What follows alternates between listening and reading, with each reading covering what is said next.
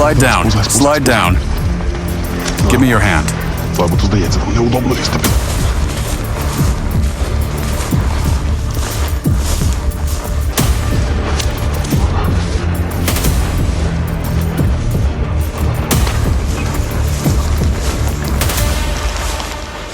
Our goal was to destroy the enemy on the territory of Russia, to bring the war to them, where it came from, and in the enemy rear, up to 10 kilometers away. Our units performed special tasks, ambushed enemy equipment. We conducted raids on strong points.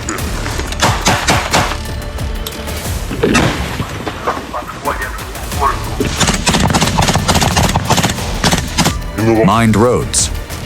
We spread a bit of panic there. As we later found out from the intercepts, the enemy could no longer order pizza from Sudzha to a checkpoint near the border. Go straight, straight. Right there. That way, that way. Come here, come here. Here.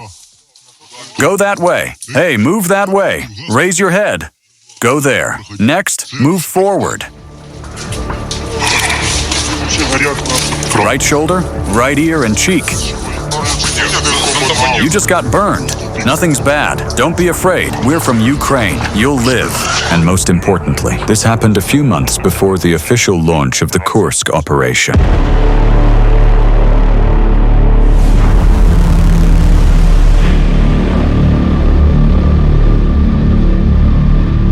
The Russian Federation has already claimed another victory. Putin has been briefed on completion of the operation, as they call it, to liberate the Kursk region.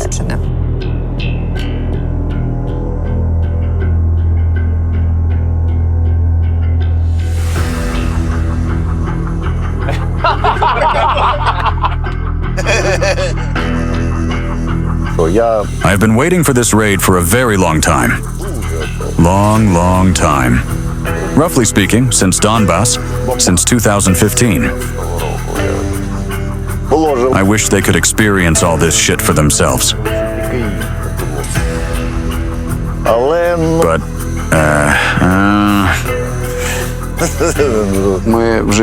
we have already heard stories that our troops, 2,000 in number, are surrounded in the Kursk region. We remember that this was just a fake. We keep on performing our tasks and will continue to do so as long as it takes.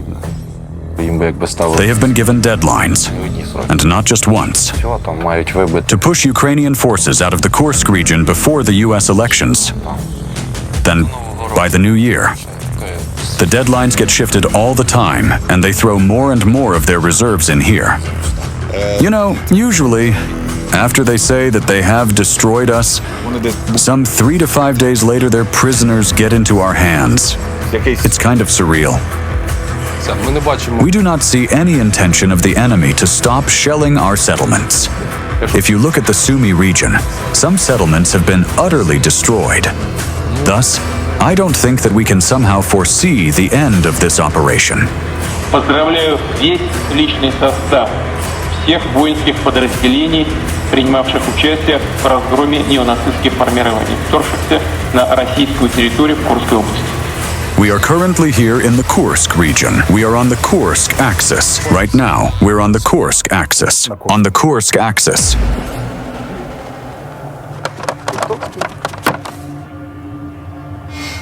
Three, two, one, launch.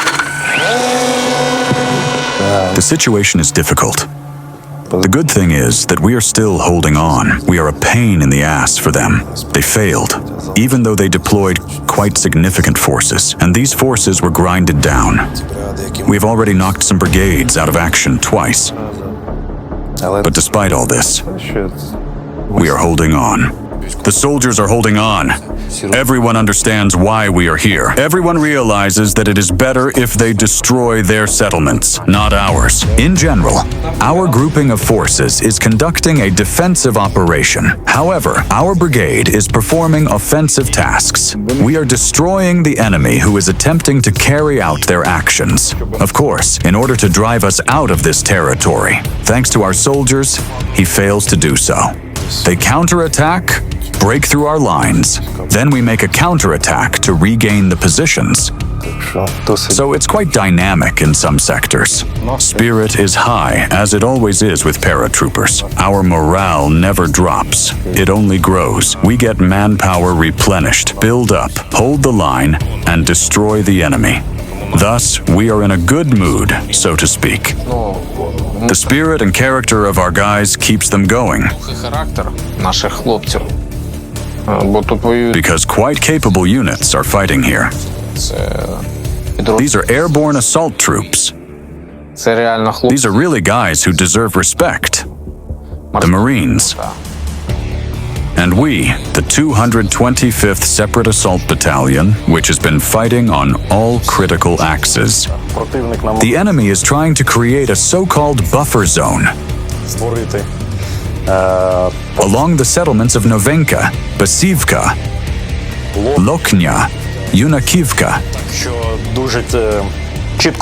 His intentions are obvious in this case. This is a success to the depth of, I would say, a battalion in such conditions. Now it is Yunakivka, I would say. It's quite dangerous to deliver ammunition or certain military equipment there. Before that, we made deliveries beyond Sucha. Also evacuated military equipment. We also used to go to Kozacha Loknya, beyond Sverdlikovo, near Zeleny Shliak. Now, the nature of the war is such that it is very difficult to advance at all, on the whole. Even though the front is moving a little bit, it's still nothing compared to the beginning of the war. Frankly speaking, raids are certainly more fun, but we are holding back such a large grouping of forces. The enemy could have used it on the Zaporizhzhia axis. You can imagine what a bad situation it could have been for us. And this way, we are fighting on the enemy's territory. Well, of course, the airborne assault forces always do the impossible.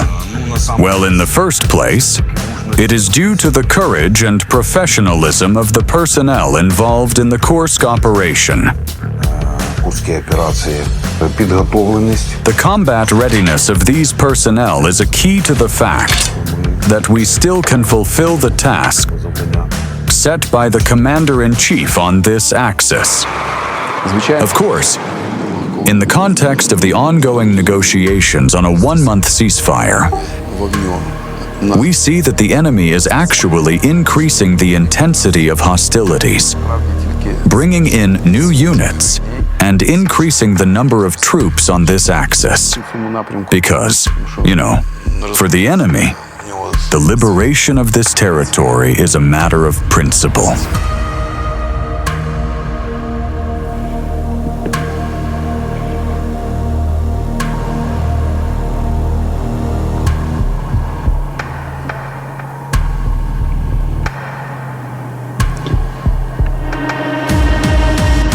You do understand that every commander has a cluster with which he can compare some operations. That's why I say that...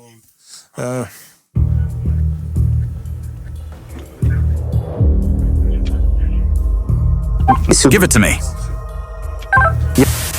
Are you all alive and intact? We are alive. Nothing was broken to anyone, but heads are splitting. Later I'll show you video. Плюс є куди прийти куди в укриття.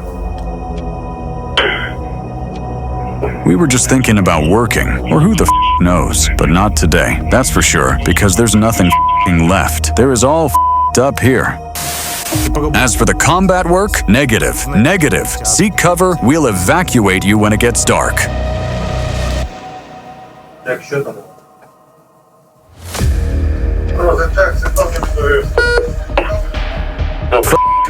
Well, we'll try to restore the internet connection now. I've just done a quick visual check, and it looks like the Starlink has been blown away, but visually it looks undamaged, although the cables have been damaged.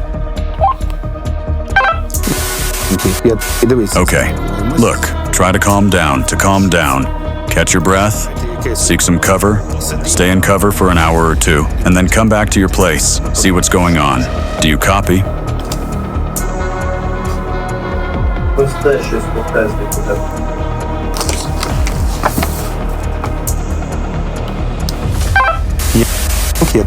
Do you copy?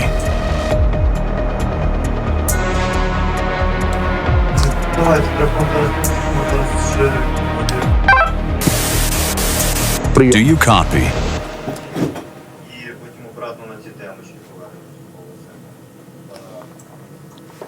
Anatoly, try get them. Let them take cover. Sit and wait. Pardon me. What was that? These are our FPV pilots, the best ones, by the way.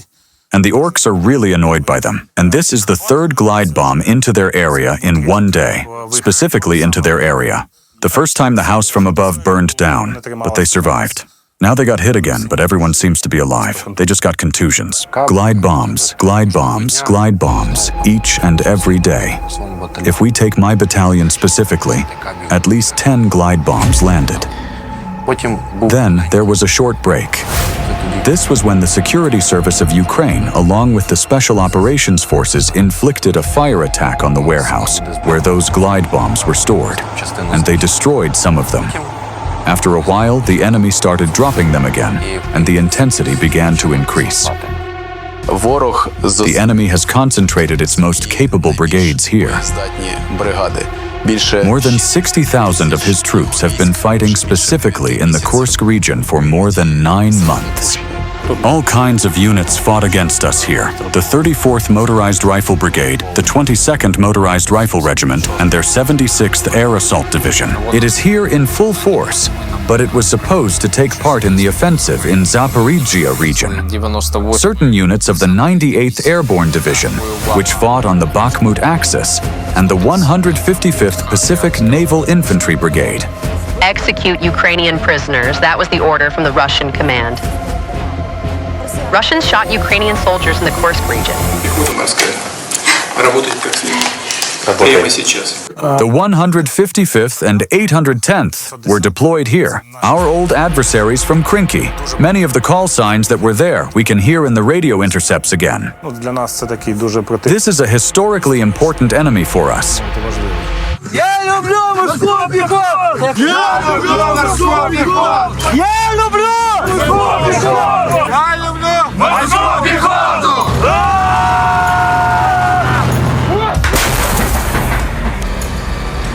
It is their thing not to take prisoners. I think they have already partially faced justice of heaven.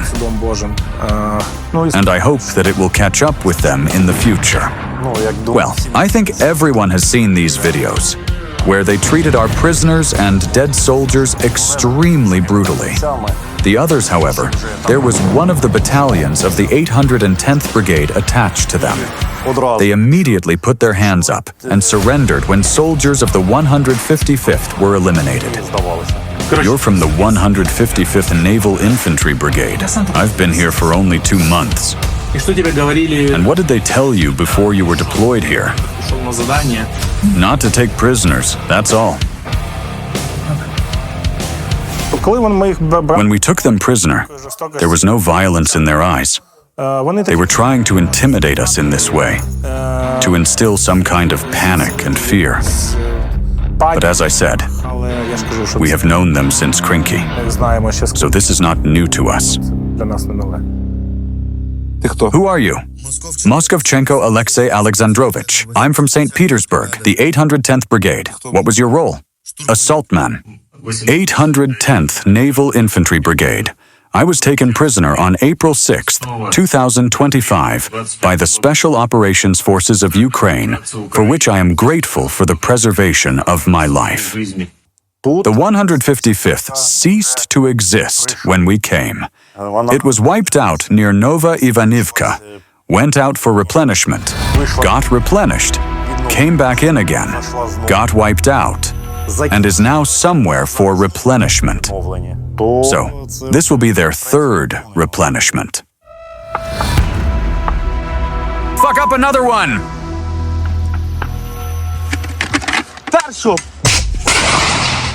У них нема... They have unlimited human resources. If I have 4 fighters, I worry over them, because I know I won't get new ones. For them, it is not a problem to send 2 to assault, then 4, then 2 more. Ну, і ви ж знаєте, And you know their discipline. тобто, якщо ти не... I mean, if you don't go, you'll be shot, you'll get cornholed, or whatever other fun things they have. This is the 810th. Yes, it's a unit of snipers.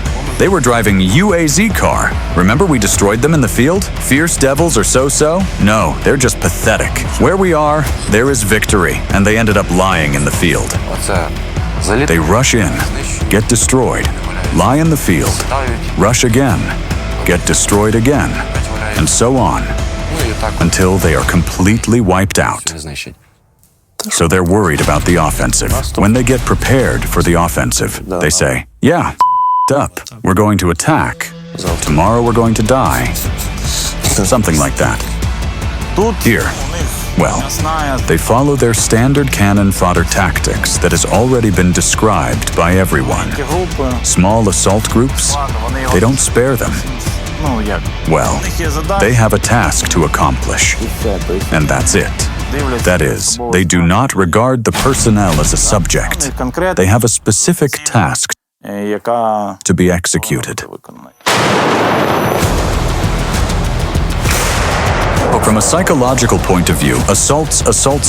They think that our soldiers will break down and run away, but on the contrary, ours are only excited about it, to eliminate 1, 2, 3 of them.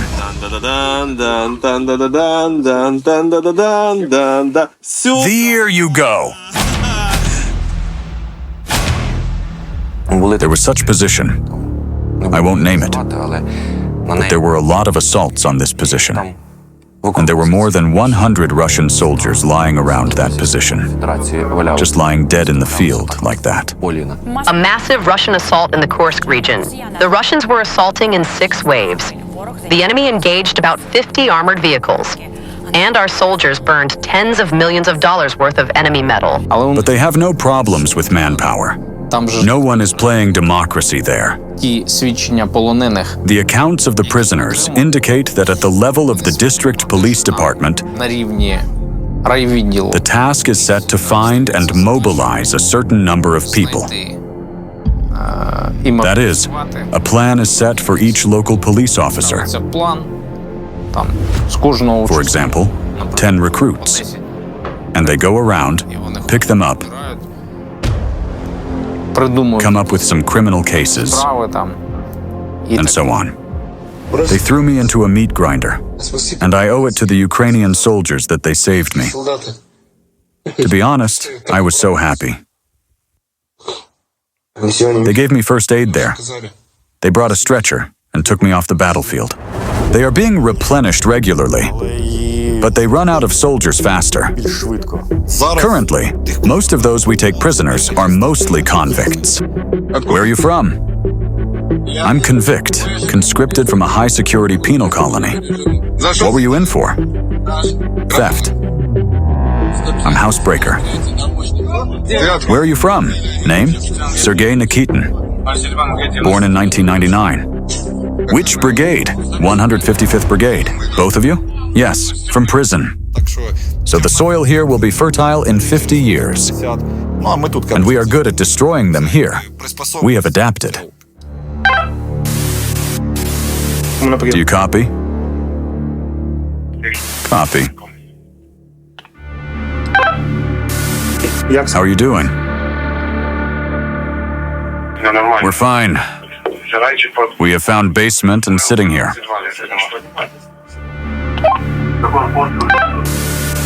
Roger that. Over and out.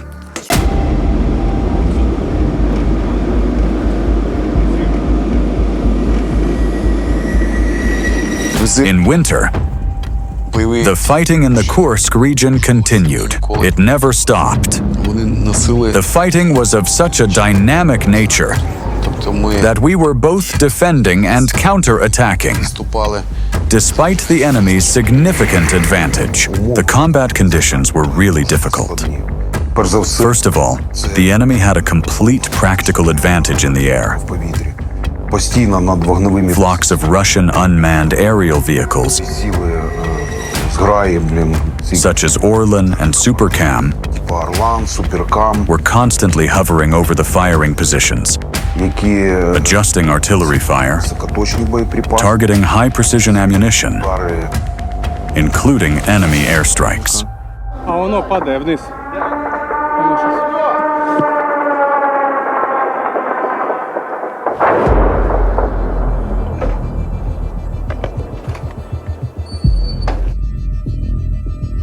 The winter was very difficult, basically for two main reasons. The first reason is the introduction of fiber optic drones. Росіяни використовують дрони The Russians use drones with a wire length of up to 20 kilometers. до 20 кілометрів. Тобто вони This means that they can control basically the entire territory where our soldiers perform their tasks. службовці.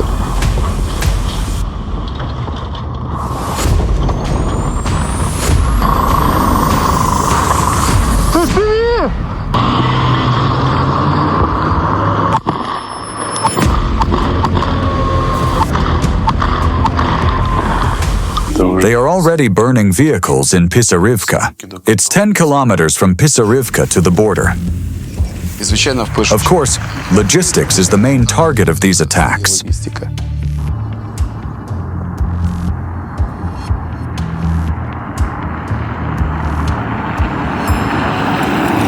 Всі вважають логістику, As you know, when logistics works, працює, її ніхто. no one notices it. Але якщо But if there is any failure in logistics, праці логістики, everyone notices it. ми з свого We are doing our best боку, and will continue to do so. і хлопці, котрі And the guys in my unit realize це that. розуміють, Logistics to Zeleny Shliak settlement was a big problem because there was only one road that went to Zeleny Shliak, either along this asphalt road or through the fields. But there are no forests, no tree lines there, nothing. Or via Nova Ivanovka. But it was quite risky to go via Nova Ivanovka because fighting was going on there, and it was quite close to the enemy. The enemy would have detected us much earlier. That's why the weather conditions, played into our hands. And the logistics were carried out in armored vehicles under this. Sometimes the weather helps us out, and sometimes the weather is against us when we need to do some movement or attack, and there is fog. It is in our favor. In some cases, it's in their favor. But when it's sunny, you can't advance, you can't conduct rotations, you can't use vehicles. погода це наш The weather is our best friend. кращий друг. Бо цих умов It's much easier to operate when it's either heavy fog or rain when FPVs can't fly. або сильний туман, або злива, що FPV не можуть літати. The worse the weather is, the better it is to perform some tasks, such as evacuation or delivery or transportation. Не було маршруту, який був безпечний, який був, грубо кажучи, на 50% безпечним. Тобто Every vehicle that we managed to deliver was totally thanks to our drivers with balls of steel. це Thanks to the strong character of our soldiers and the fact that my unit held the rest of the positions, we managed to retain the left flank and provide a corridor for the guys to withdraw. у мене My soldiers walked 12 to 14 kilometers on foot. але це And when they go to a position, they also carry ammunition and water.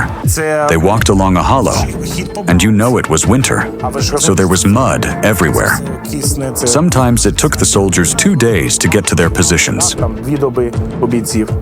Також We also realize that sappers have to carry everything on their backs. нести все на They собі. have to carry anti-tank mines, for example. Все на собі We also understand that it is a hard job and that they walk up to 10 kilometers because they know they have to do this work. пішочком.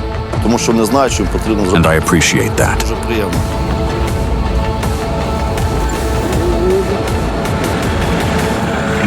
I would say this. Once again, there is nothing impossible, both for missile operators and artillerymen. The most difficult conditions for performing tasks, but thanks to the willingness to perform such tasks, we found ways to solve this problem. In other words, there was no such thing as a lack of ammunition, food, and fuel at the firing positions. паливно-мастильних This is a complex collective work along with the support forces. представниками These are the engineer troops and electronic warfare units, це і which are now a separate component of the armed forces of Ukraine. електронної боротьби. Of course, we are also adapting. We are also using different means. So far, these are technical mechanical defense means. Nets, traps, and other means.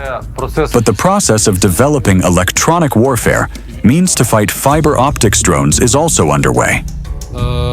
As for conventional FPV drones, there were days when we destroyed up to 5 aircraft-type UAVs, and the next day, the number did not change. The amount of resources invested by the enemy in this operation is really impressive.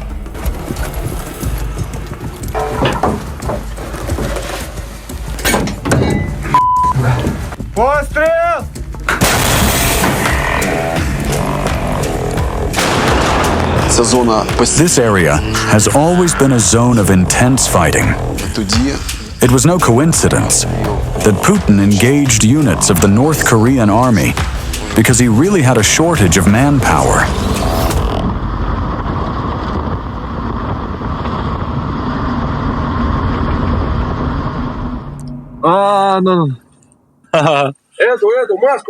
Put on a mask. Nobody can recognize them anyway. The North Koreans are a whole separate story. So what? We fired a lot of shells at them. The first North Korean troops are expected to arrive to the Kursk axis today. This was announced by the chief of the military intelligence. 10,000 10,000 trained fighters, переважно такого mostly of a young age, з високої with a high degree of motivation. Of course, this is a problem. Unfortunately, we can conclude that these are very well-trained fighters. They are very well-trained physically. They are highly motivated. And they are also very ideologically sharpened. The ones we have here have been in the military for 7 to 8 years. They are 24 to 25 years old. They walked 15 kilometers to the contact line and then ran into the attack. They are physically fit, do not smoke, do not drink alcohol young, have 7 to 8 years of service experience, and are good at shooting.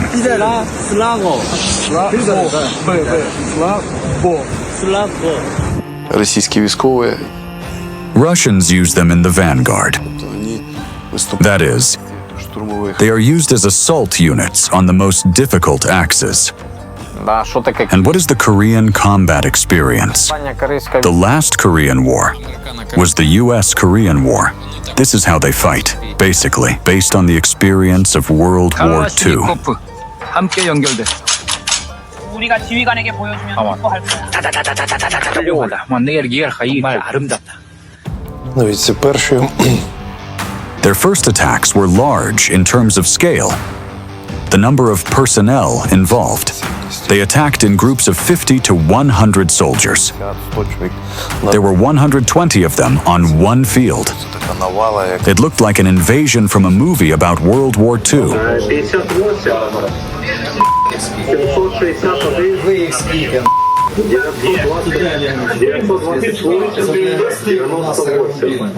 I clearly remember the drone video. It looked like a movie about World War II, when 100 infantrymen were walking across a field. They were walking for more than 6 to 7 kilometers. It's just surreal. When it's 2025, new trends in military art, and you see something like that. To complete the picture, they lacked only bayonets. I had mixed feelings. It made me both laugh and wonder what was going on. I couldn't believe that this was even happening. I was surprised that they were running in packs, in crowds into frontal assault. 70 North Korean soldiers are approaching, and we are destroying them. You work in that direction. In that direction. Try to stay lower to the ground. The orcs are crawling and crawling, so stay lower. The North Koreans, in those first days when Russians actively used them, were operating in our sector. I saw 70 soldiers marching across open ground, absolutely open ground, and a mortar is firing at them. The mortar is firing, but they do not react. Zero reaction. They did not even accelerate their movement. They were just walking. They were on foot, so they were still walking. The mortar hit about 30 meters away, 50 meters away, and they kept walking. We were shooting at them with everything we could. As FPV crews said, you could operate drones with your eyes closed and still get a hit.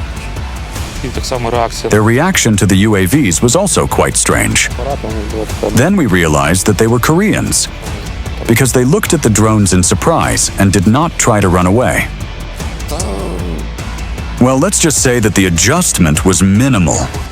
We were adjusting fire, and I asked the spotter if we were hitting the mark. Overshooting, he answered. But no worries, you hit them anyway.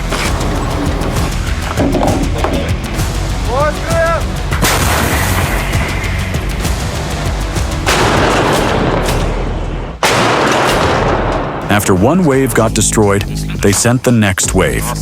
So it was strange for us, because it was a primitive tactic that we had never used before.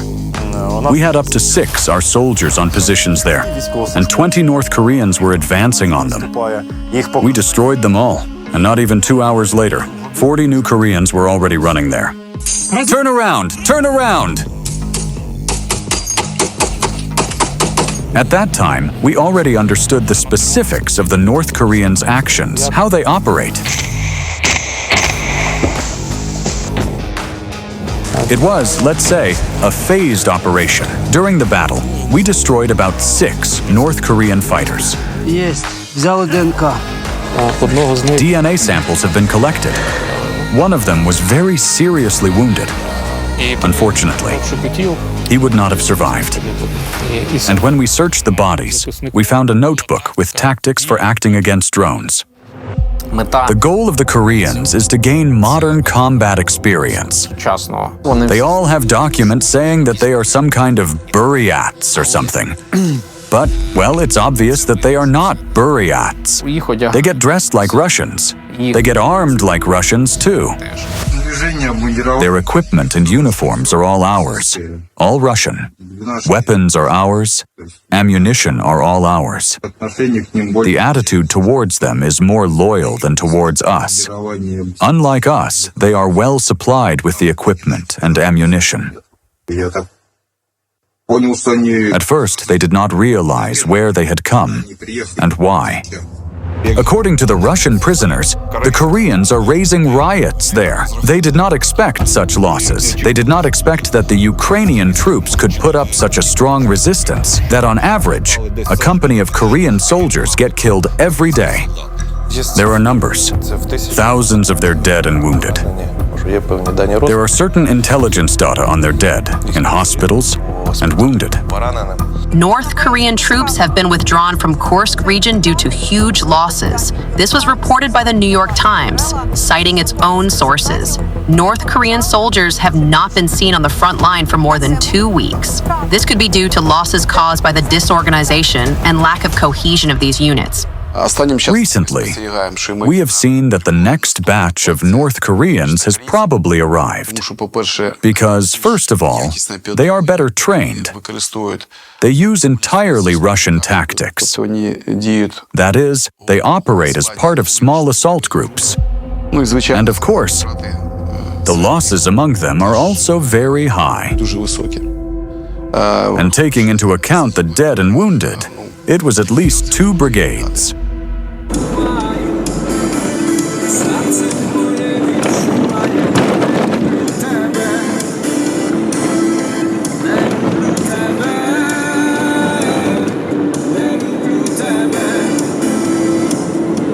Good morning. Glory to Ukraine. Glory to our defense forces.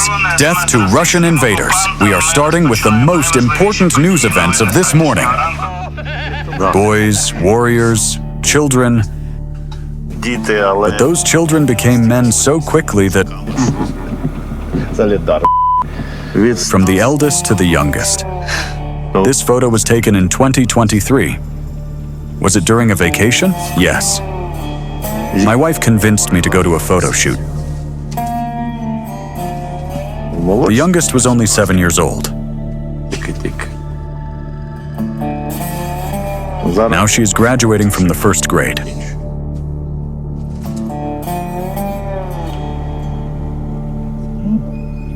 Look what the guys sent us. I see. A real log of the daily ceasefire observance. Can you believe it? I didn't do that. This was not us. You know, when people call me saying about the war and peace talks, what a hell. So what? Okay, so will they stop killing us? Will we stop shooting? What may happen? That's why there are no such discussions at the front line. We don't even raise these topics among ourselves, because there is no point in them. Nothing will change. Will peace come to Ukraine? This has been the main topic in the global media and among experts in recent weeks. What do the soldiers at the front think about it? Find out more in our story.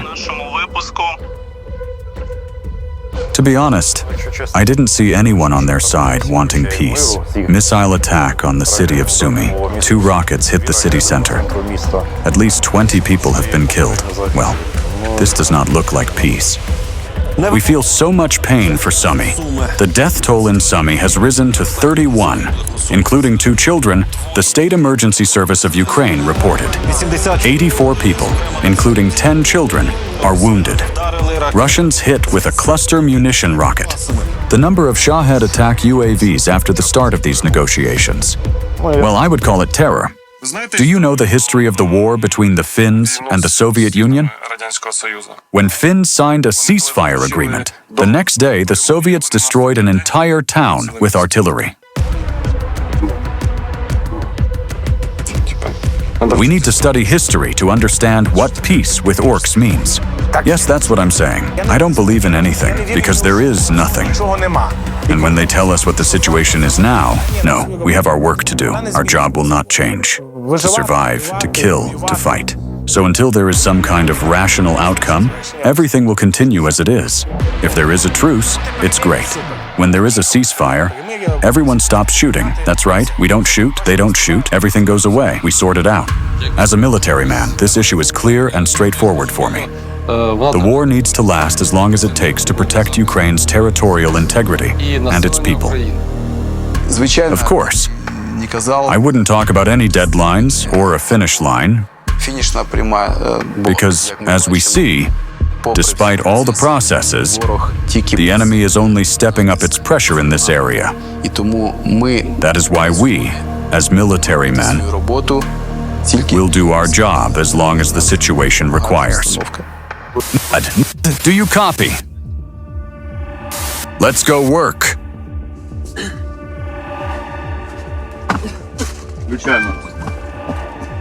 Take this, you bastard. This is for Sumy.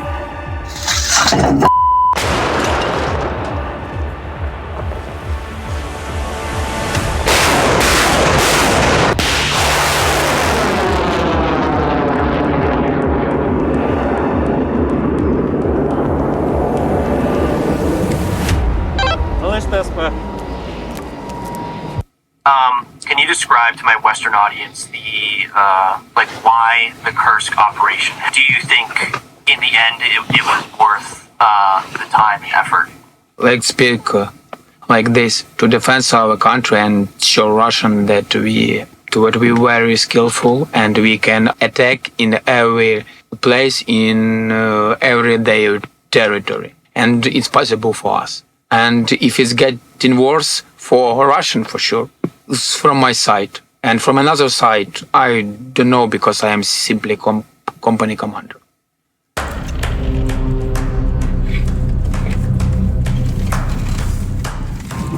The world did not expect us to be fighting for 3 years. Everyone gave us, how long? 2 or 3 weeks, and it would be over. They expected to capture Kiev within 3 days, but 3 years have passed. We are still holding out, still fighting. When they say that we lost a settlement there, that we pulled back, it is somehow presented as some kind of defeat. By no means. Everything we do right. Military experts, analysts, military minds from advanced countries are still watching us and learning from us. I was impressed that Ukraine can get the initiative not just killing Russian troops that are attacking these meat wave assaults, but that they can strike deep into Russia and take pressure off of Ukrainian cities. This is a real problem for the Kremlin.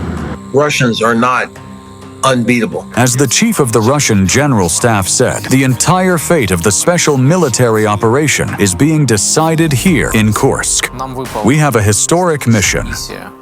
For the first time in 400 years, to confront and successfully oppose such an enemy. And we must accomplish this mission with honor. From a historical point of view, it's cool. The Kursk operation is cool. I'll tell you more.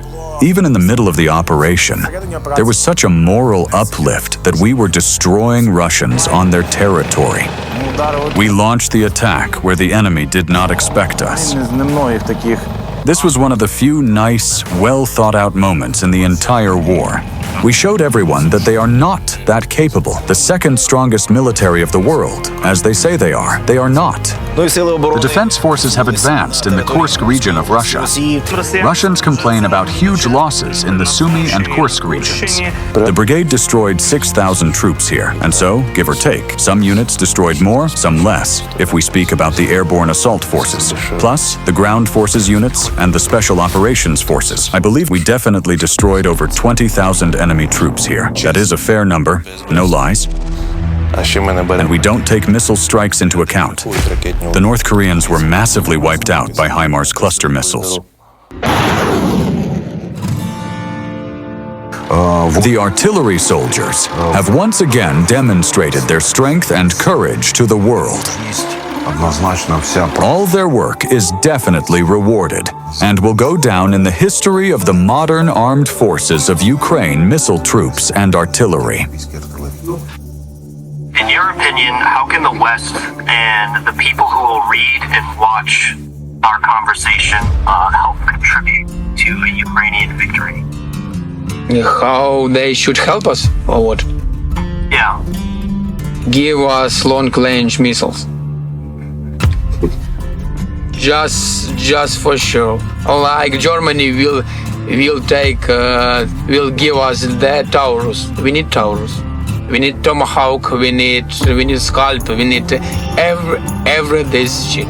At the same time, I would like to hope that some similar operations are being planned in some other parts of the front line. I'm not saying to capture and hold territories, just raiding operations, to keep the enemy on his toes, to stretch their front line the way they do with us.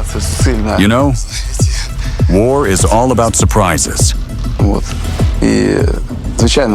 And of course, we know what we can do to surprise not only the enemy, but the whole world.